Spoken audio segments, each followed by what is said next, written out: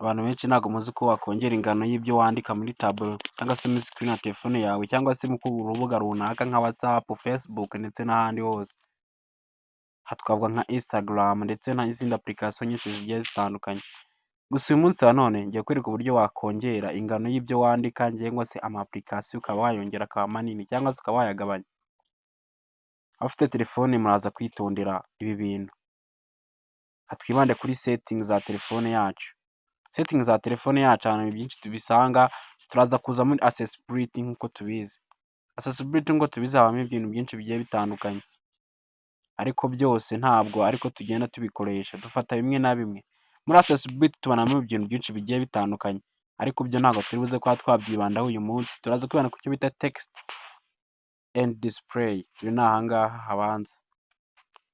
Numara kuza hano kuri text and display, ibyo uri buze kuba twakibandaho kuba wakongera ingano ya application ukoresha cyangwa se ibintu byinshi ukoresha, yaba ibyo wandika mu buryo bumwe cyangwa ubundi, cyangwa se ama application ube wayongera, tugiye guhera ku byo wandika cyangwa se ku nyandiko.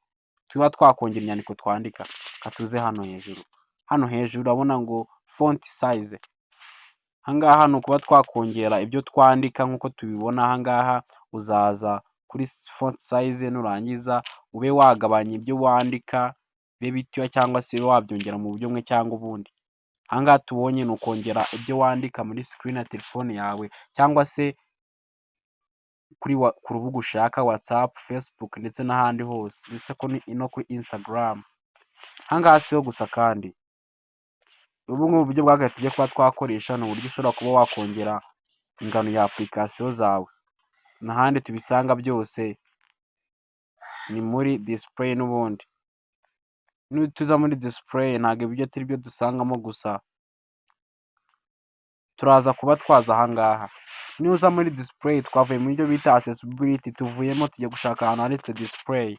Nitumara kuhakanda, si ibyo gusa kandi uzamanuka aha ngaha hepfo cyane urebe ijambo ahantu handitse ngo display size. Display size ho ushobora kuba bikorwa byose icyarimwe, kongera amagambo cyangwa se ibyo wandika muri screen cyangwa se ahantu runaka, yaba kuri Facebook, kuri Instagram ndetse n'ahandi hose. Ukongera ingano y'ibyo wandika, wabyongera ndetse ukongera na application ukazongera ubunini icyarimwe. Aha ngaha nk'uko ubibona hano kuri front size, nuramuka uje hano hagati kongera default, ukomeza large ndetse ugakomeza ku musozo bita larger, uzaba wongera ingano y'ibyo wandika muri screen ya telefone yawe. Si ibyo gusa kandi, twongere nusliding uvana mu ruhande rw'iburyo ugana ibumoso, uzabona ko na application zawe zabaye nini, ndetse n'ibyo ugenda wandika biba byagiye biba binini. N'ibyo wandika binini, ndetse zimwe no muri settings zigenda zihinduka nazo zikaba amagambo yazo yabaye manini. Nkwibutsa gukomeza gukanda subscribe, mu gihe bibaye ngombwa unakore share. Uyu mwumva ni Master G TV nk'ibisanzwe.